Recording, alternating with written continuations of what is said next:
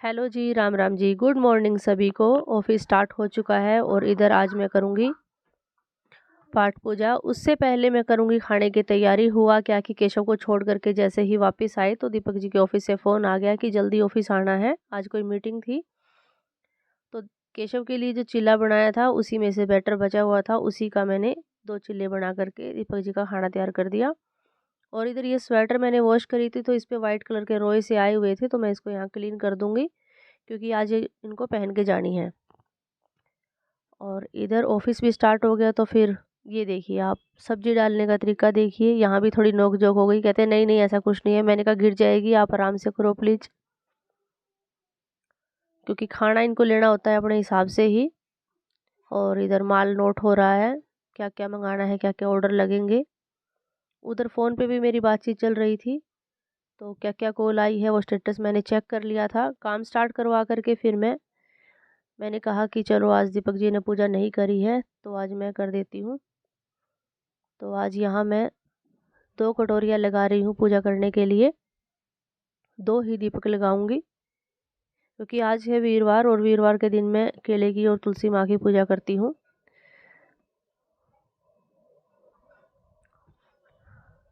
तो यहाँ मैंने धूप वगैरह लगा दी है। सूर्य नारायण को जल भी देंगे।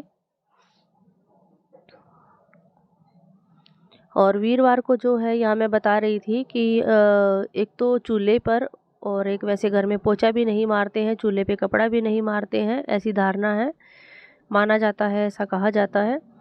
और मंदिर में भी कपड़ा नहीं मारते हैं, देवी देवताओं की मूर्तियों को साफ़ नहीं करते हैं। यहाँ सूर्यदेव भगवान को मैं जल दे दूँगी। सूर्य नारायण को जल देकर के पूजा की स्टार्टिंग होती है। तो आज सिर्फ मैंने जल का छिट्टा दे दिया है, मंदिर को क्लीन नहीं किया है। और इधर इनका खाना भी फिनिश हो गया है, अब चले जाएंगे ऑफिस।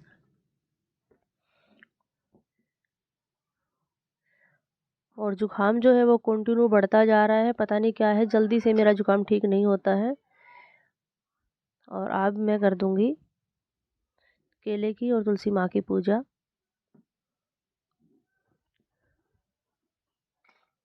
तो यहाँ मैं बैठ गई हूँ और इधर हल्दी को यूज़ भी करते हैं, अगर येलो चंदन हो तो येलो चंदन को भी ले लेते हैं तिलक के लिए। कुछ दाने यहाँ पर मैं पीली डाल के लेती हूँ जो केले में अर्पित किए जाते हैं। धूप और दीप और फिर जल चढ़ा दिया जाता है। और बृहस्पति देव भगवान का, गुरु महाराज का जो मंत्र है वो है ओम ग्राम ग्रीम ग्रोम से गुरुवे नमः।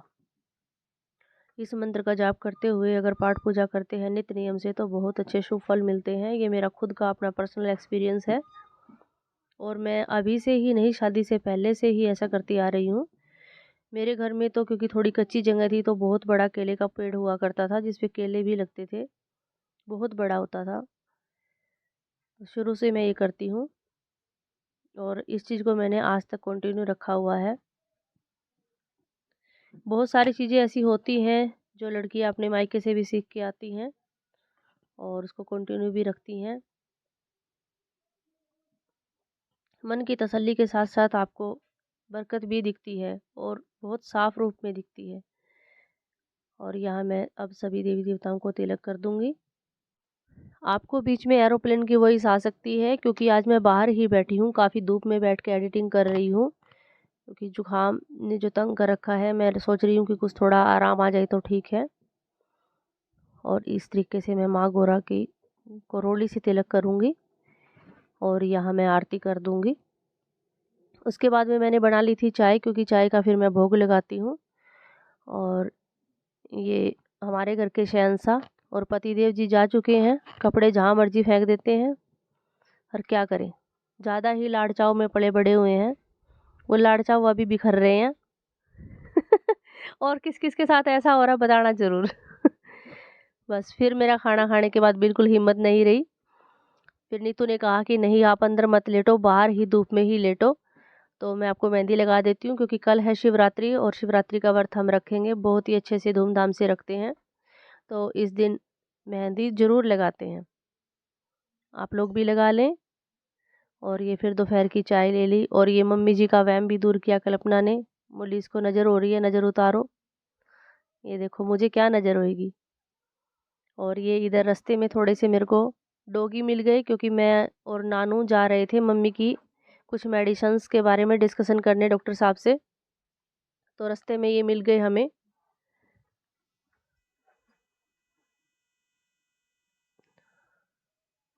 और हम चल पड़े, हॉस्पिटल में पहुंच गए हैं यहाँ पे।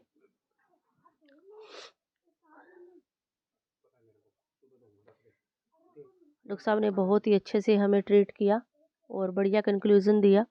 उसके बाद वापस घर निकल लिए। हुआ क्या कि स्कूटी चार्जिंग वाली है मेरी सिस्टर की, तो उसकी चार्जिंग ख़त्म हो गई रास्ते में ही। आना तो था मेरे को ससुराल में, पर मायके के पास आते ही बीच में मायका आता है, वहाँ ख़राब हो गई। इसका मतलब ये था कि मायके की चाय वेट कर रही थी, तो मुझे जाना पड़ा। इधर गुन्नू को थोड़ी देर खिलाया, सोते-सोते को ही खिलाया क्योंकि उठ तो रहा नहीं था। फिर यहाँ से कुछ गाजर बेर लिए मैंने क्योंकि कल उपवास है। अब करेंगे ब्लॉग का एंड। आप सभी को राम राम।